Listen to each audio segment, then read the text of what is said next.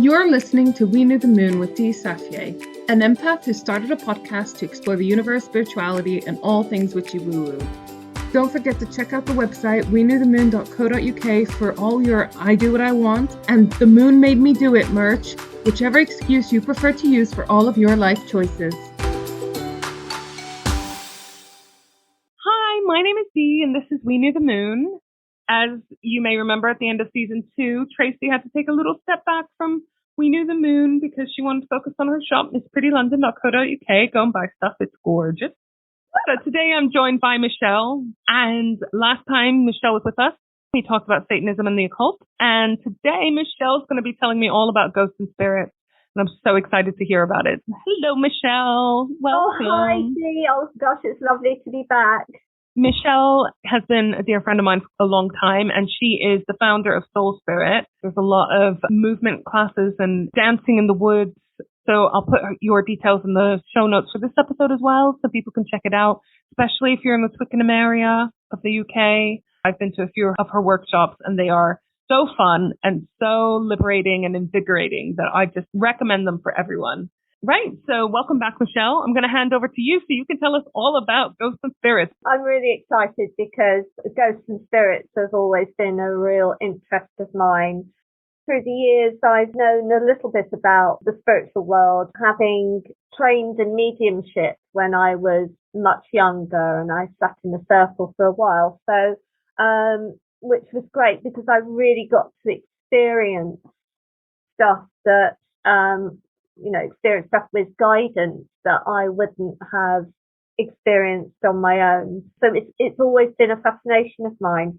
Now, ghosts and spirits, this is a very subjective subject because we can't know everything there is to know, as it's a kind of one-way ticket, really, isn't it? I suppose we'll find out when we become a ghost. We'll find out when we get there. And I have to admit, full disclaimer at the beginning of this topic, I don't know where I stand in terms of believing in ghosts and spirits.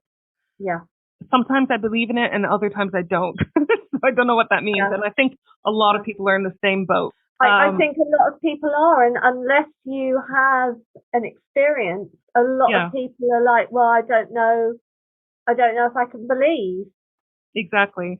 And, some people believe on faith, like you would in religion, and other people, like you say, have had experiences, and other people, like me, are a bit on the fence. I've not had any personal experiences. One thing I do feel a lot, and I don't know how, and hopefully you can answer this for me, how much it comes under the category of ghosts and spirits, is that I feel like I feel energy a lot as an empath anyways. Yeah. And I don't know whether that's just like some kind of residue energy or whether that's actually like some sort of spirity ghost thing I'm feeling. It's never felt like it's been an individual. I just feel like I walk into a room and I get a vibe, whether this is a bad room. You know what I mean? Well, ghosts and spirits, it's all about energy. That's what it is, really, essentially. It's energy. And I will talk a little bit about this later, but I believe in something that I term as living spirit. So all of us have a soul, and the soul is what passes over, goes on to pass into the light when we die. So the soul survives, and the soul becomes a spirit. And so when you think about it, we all have that soul when we're alive. And then when we pass over, it transmutes into spirit. So for me, we are connected to the spirit world because of our soul. Our soul and the spirit connect.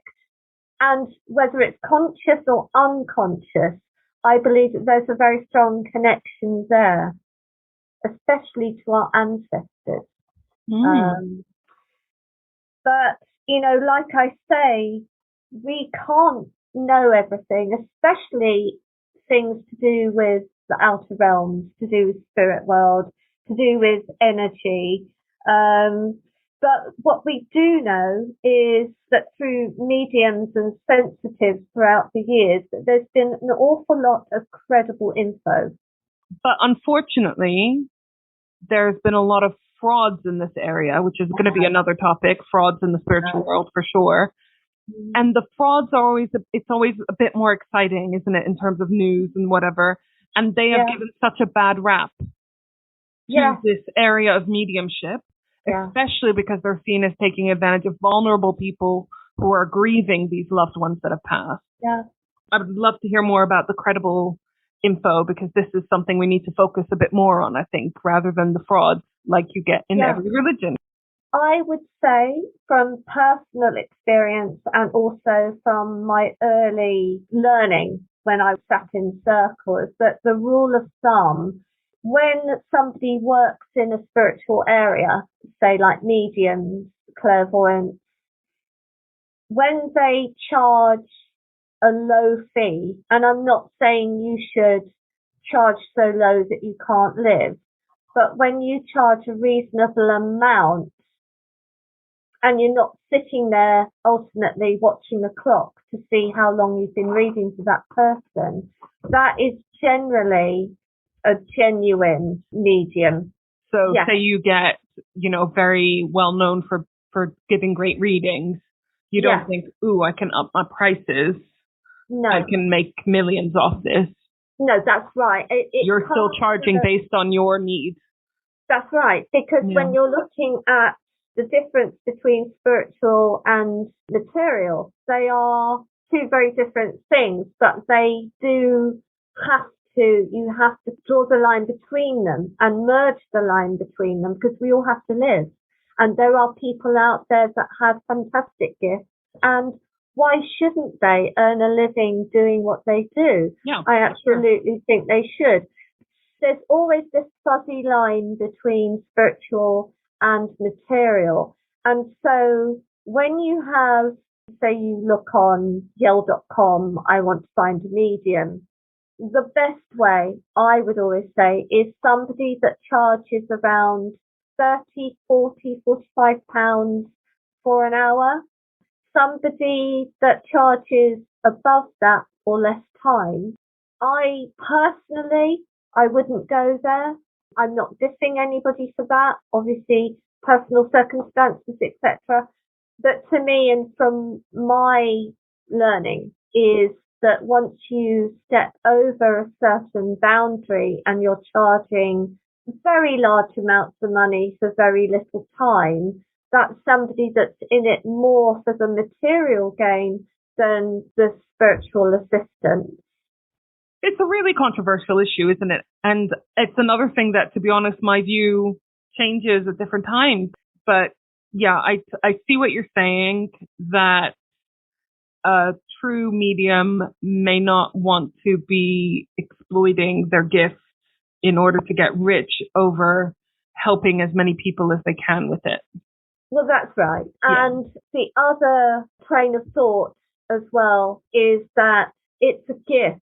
It's something that we all have to a certain degree, but some people are more open to it and are given it or allowed to use it through the spiritual realm. And so therefore you shouldn't abuse something that's such a gift that's given. Yeah. I also like to think of anything in the spiritual world, like any kind of readings, tarot, mediumship, whatever you might do, as it is a gift, but also it's a practice. So like with any gift, if you're musically inclined or whatever, that doesn't mean that you sit at a piano and you can just play. You might have been given the flair for it, but you have to do it regularly to get better at it and to get really good at it. You're not just born with it. You also have to practice it. What I think I'm saying is, just because you don't feel like you're good at it, that doesn't mean you should give any of these things up. No, absolutely. Because you're not just born being awesome at it. All of these things you have to practice. You have to find what elements, what areas really interest you and you can tap into and stuff. Yeah, definitely. If you are going for a tarot reading or going to see a medium and you're seeing them in person or on Zoom, use open body language. So uncross your legs, uncross your arms. Don't cross your legs over each other. keep your feet flat to the floor, in touch with the ground. Don't cross your arms across your body because you will block the energy force. So that's a good tip for anybody. I never knew that. Yeah, it's so easy to do, because when we're going to see somebody that we don't know, we are naturally defensive. So in order to make ourselves feel comfortable, we do cross our body. And presumably, if you're going for a reading, you're in a bit of a vulnerable state. You're probably going because you want answers to do with some dilemma you're having, or you're grieving. So you're in a vulnerable state. So you're going to feel the urge to close up physically, aren't you? Exactly. But it's so interesting. It makes sense because as an empath, one of my tricks that I learned that really helps is to sort of physically close off a bit, and that helps you, keeps a bit of a barrier. So turning slightly to the side or crossing your legs or your arms in front of you to physically block some of that energy. So it makes sense that in this kind of situation, it also blocks the energy and stops things coming in, but at a time where you want it to. That's right.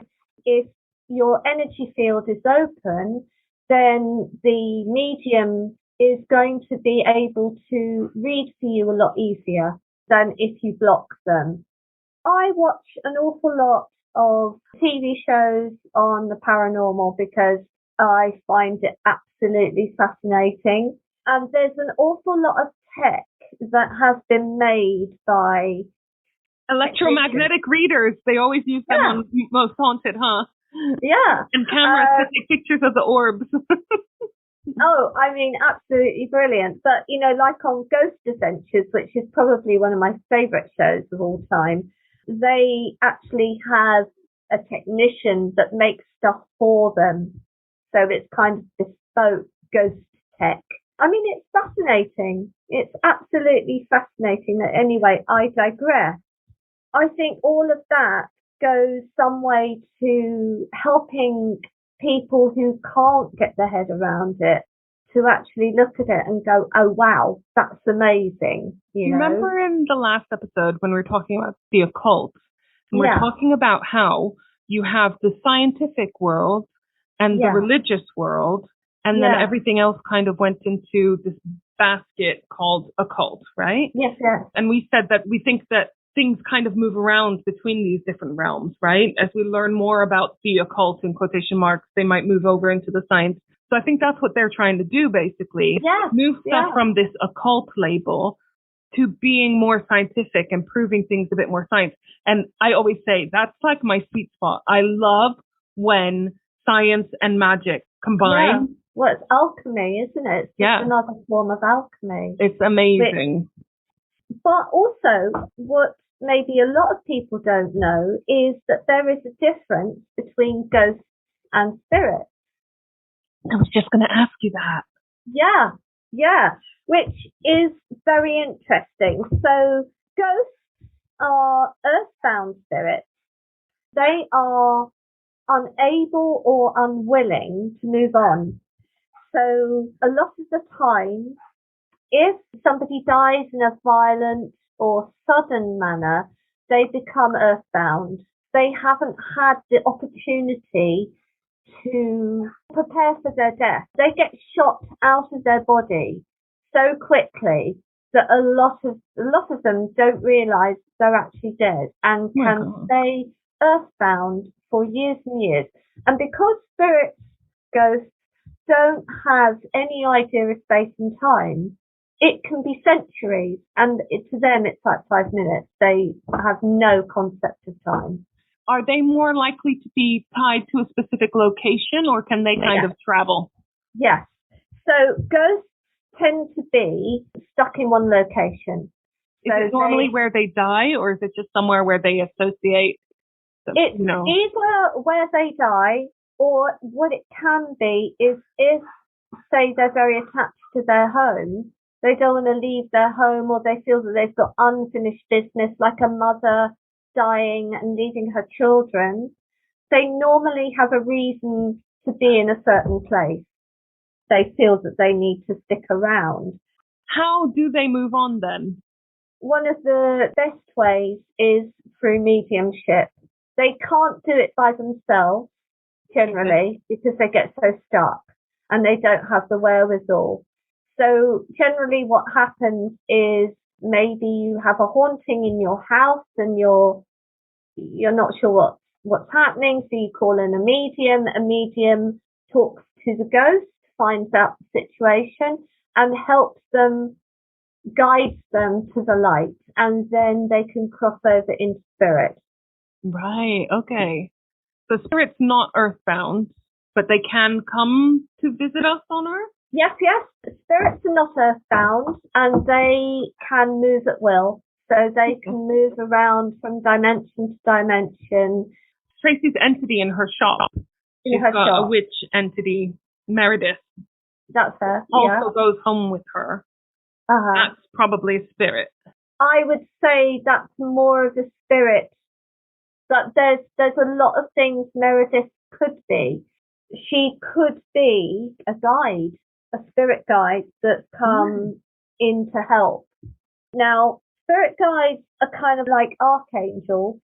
Spirit guides are normally in tune with humans who are more connected to the spiritual plane or have special abilities. So forms might vary, but they generally link on a particular person who they protect and guide.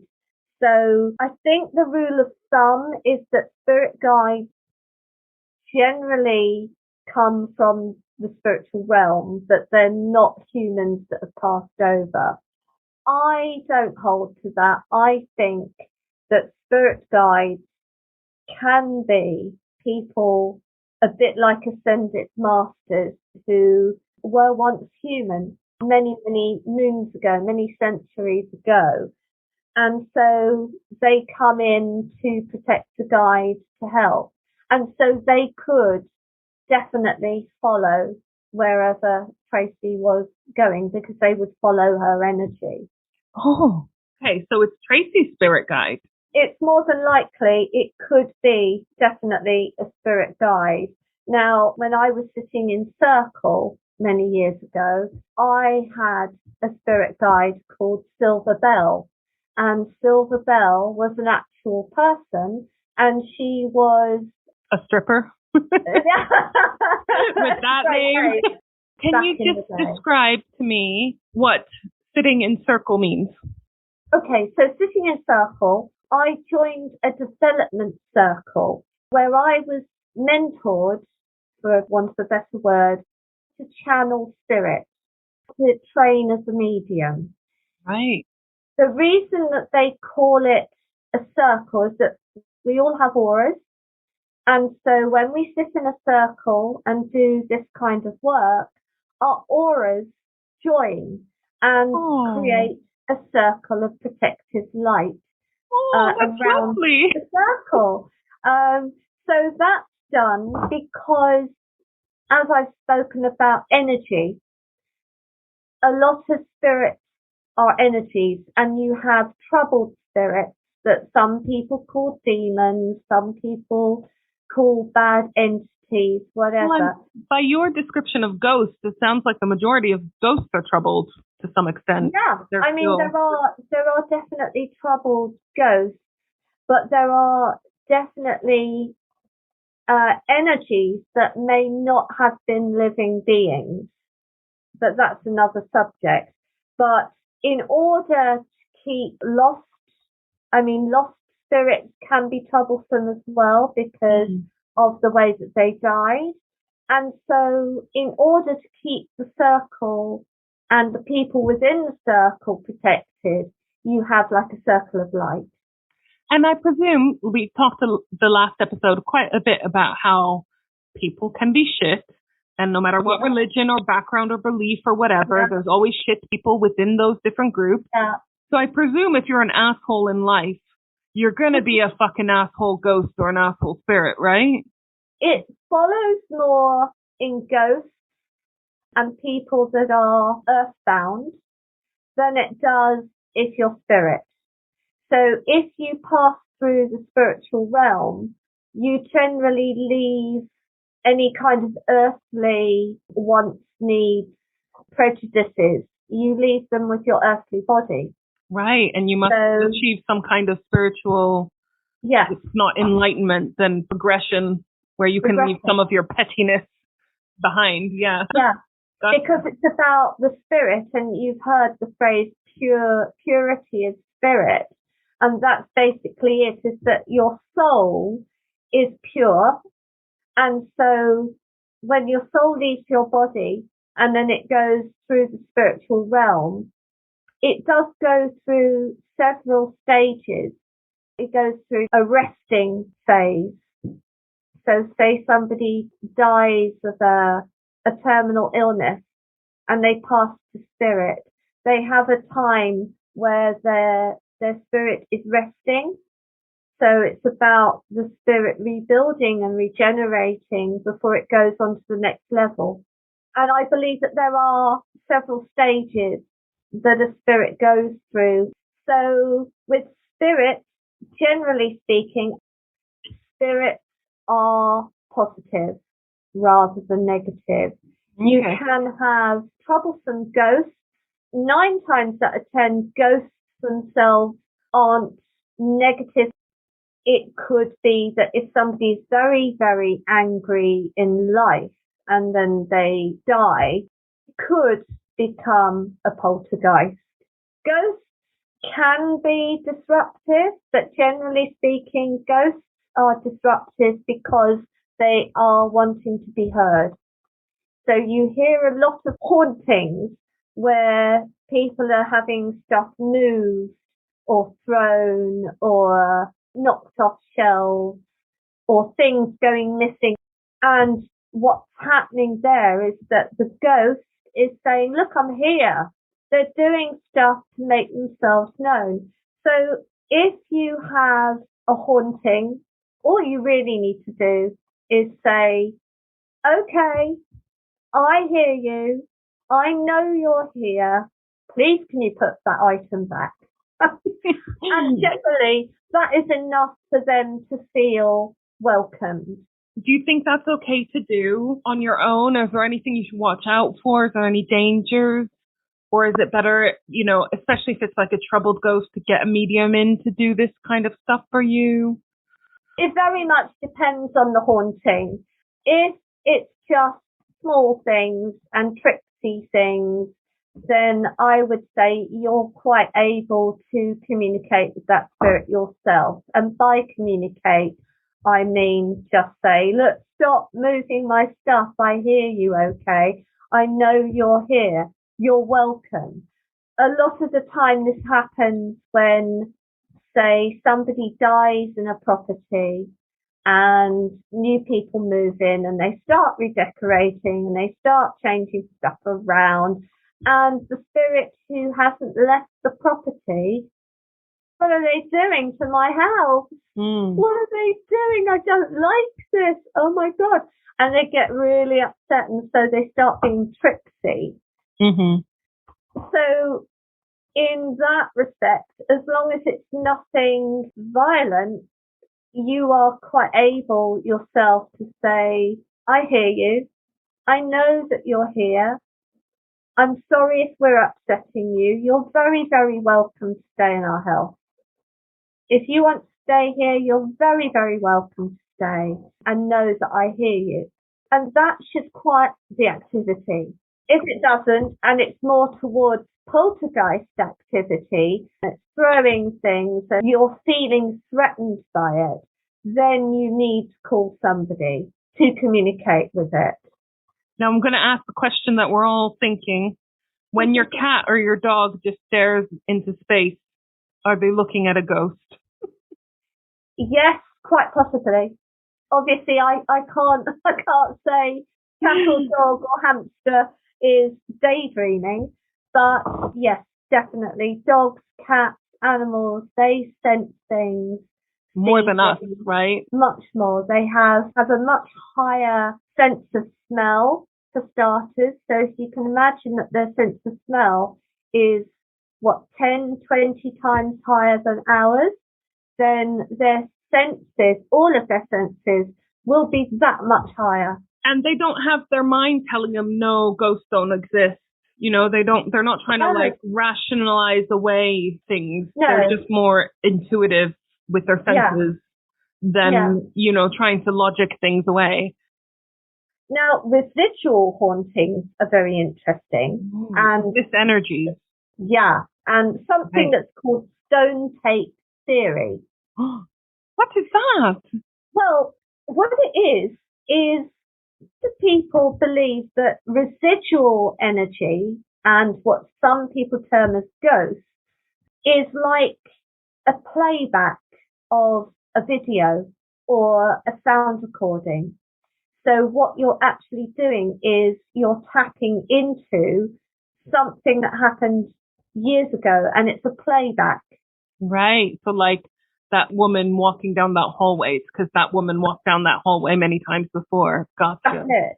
Yeah. That's it. And stone tape theory goes along the same lines, and that is that because people hold energy, when, say, somebody is stabbed to death in their house, the stone or the bricks and the mortar absorb that energy. And so many, many years later, something might activate that memory, and that's when you get a residual haunting. Another interesting thing with stone tape theory is that energy can also be absorbed by items. Ooh. It doesn't necessarily have to be old. So is this when mediums can do readings and they ask you to bring something along personal? Yes. Yeah. Gotcha. That's what they're doing. That's called psychometry, when they can hold an object and they can feel the energy. Especially strong and interesting when it's a piece of jewelry or an item that's been passed down from generation to generation. So it will have an imprint of the people who wore it through the years. If you have, say, a ring that was passed down from 3 centuries, imagine all the people that had that ring and wore that ring. You will have an imprint of all of them. And when you give that to a medium, they will be able to pick up certain aspects, maybe, of all of those people, or the strongest. Mediums, I'd love to give a shout out to my friend, if that's okay. Yeah. I have a medium that I go to see quite regularly called Glenn Miles. He's Twickenham based, and he is fabulous. He's really good. He's very genuine, and he's very accurate. I mean, super accurate. We'll put his details in the show notes if anyone's interested. Yeah. Do you know if he does online? He does. Readings? He does. So. He's not expensive. So there's Ectoplasm, which a lot of people will know about as the Ghostbusters. Yes, sticky substance that appears. And ectoplasm is really fascinating. Described as a thick, sticky, white, grey, or even black substance. I mean, it sounds fascinating, but also completely disgusting. Sticky. Yeah. I mean, it manifests or is created via a medium.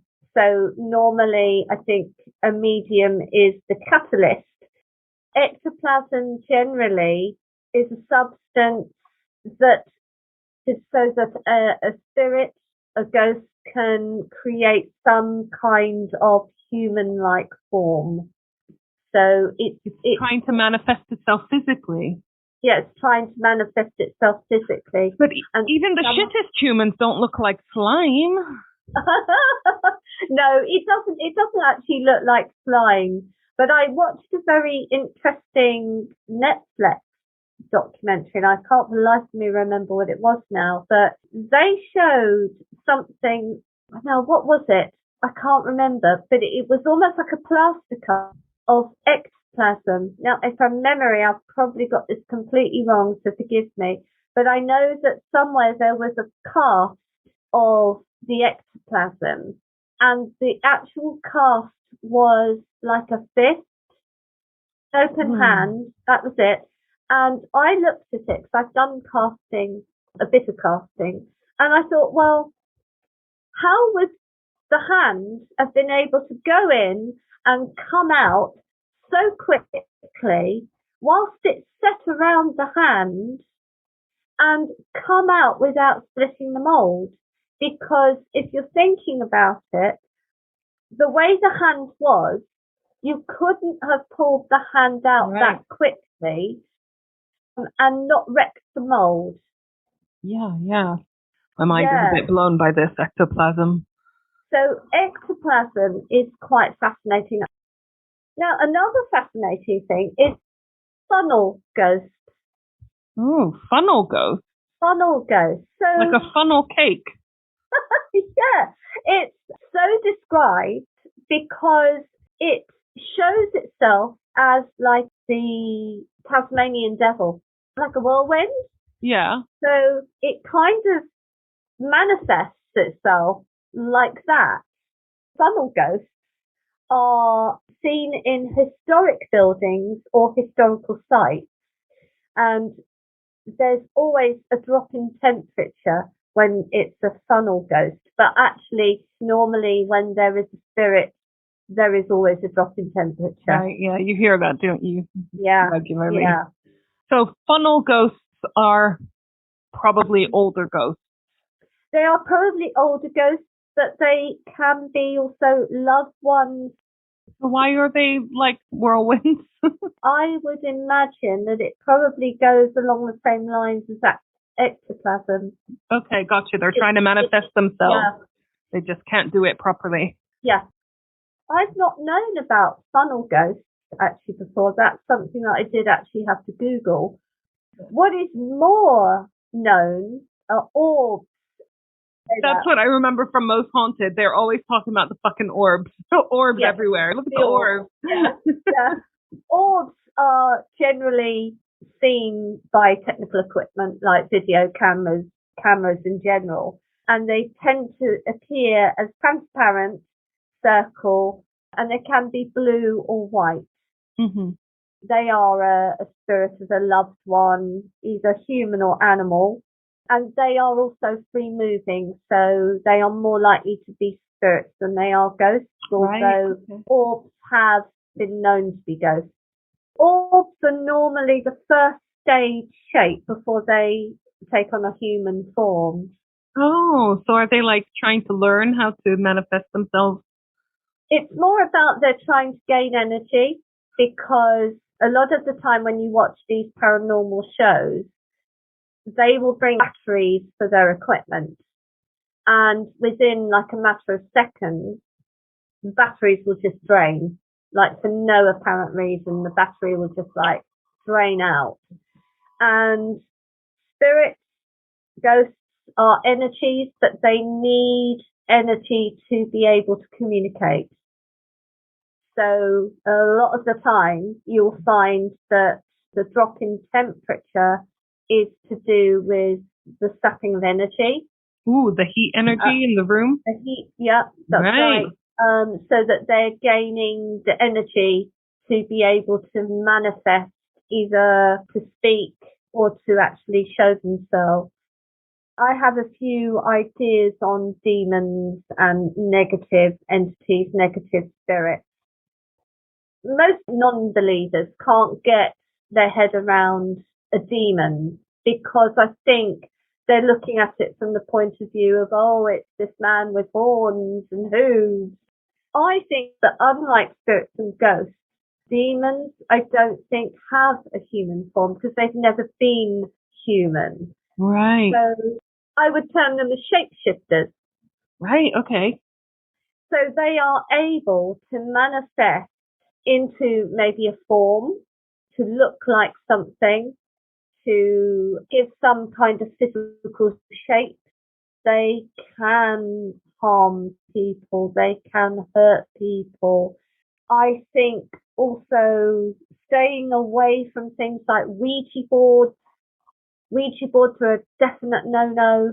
unless you're completely knowledgeable and trained in spiritual matters, do not go near a Ouija board because you know what you're messing with. People sort of liken mediums to using a Ouija board, and actually there's a vast difference, to my mind, between the two. They don't call upon the spirits. They talk to their spirit guides, which is a different thing entirely, because they're in communication with them. What they do is they act like a telephone line. So they sit by their telephone exchange and they wait for spirits to come through if spirits want to come through.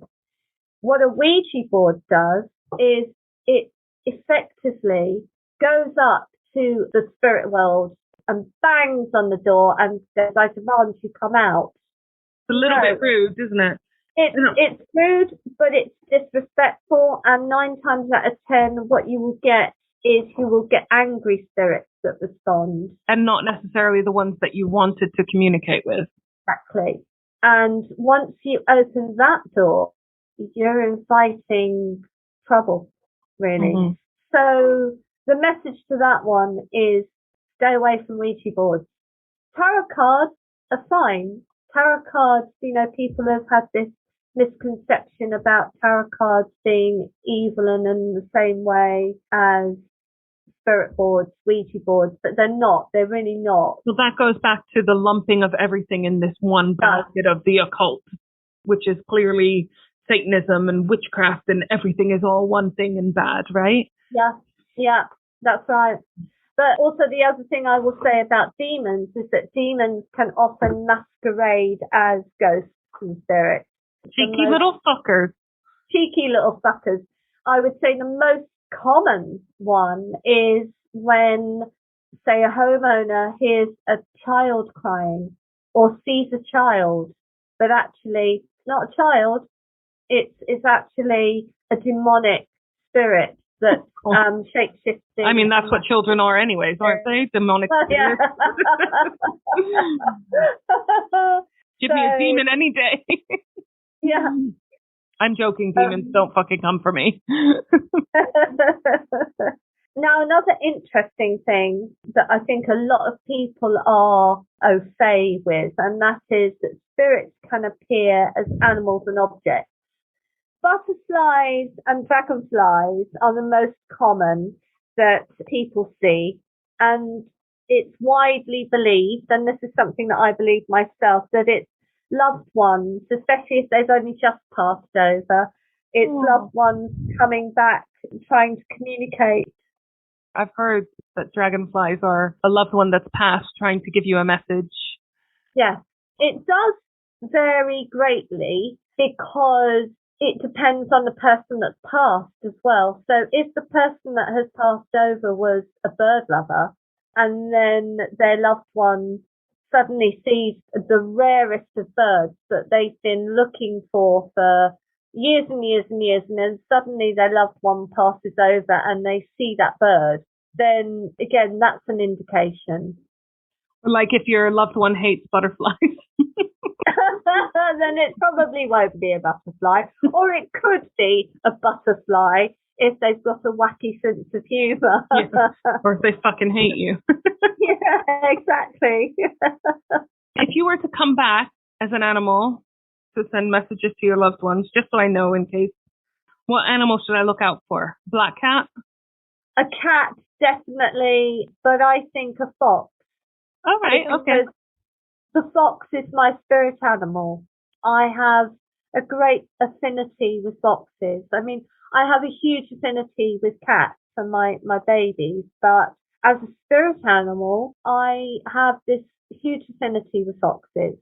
All right, so we live in an area that's got a fuck ton of foxes. So sadly, when the day comes, I will just be inundated with foxes as I am every day. But I'll make sure to say hello to every one of them.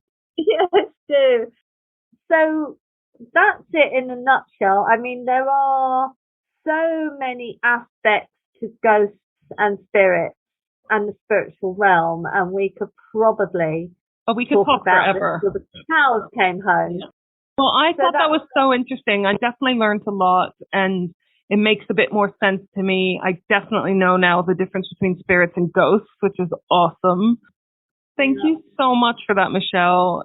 We've already touched on a whole bunch of subjects in our 2 episodes together that we need to get you back to cover again. So I'm sure we'll see you again on We Knew the Moon. Oh, thank you so much. I've really enjoyed myself. And, it's always lovely speaking to you, Dee. So, Well, make sure you catch the next episode, everyone. Loads of information in the show notes, how to contact Michele and her medium, Glenn, and a bunch of other stuff we talked about. So see you next time. Bye. Bye. If you want lots more fun, moon info, and all things spiritual, plus our merch shop, please visit our website, weknewthemoon.co.uk. And if you want even more, head over to our Patreon page, patreon.com/weknewthemoon, and check out some of our bonus content. We're also on Facebook and Instagram at we.new.the.moon, and we're also on Twitter at weknewthemoon1. See you next time!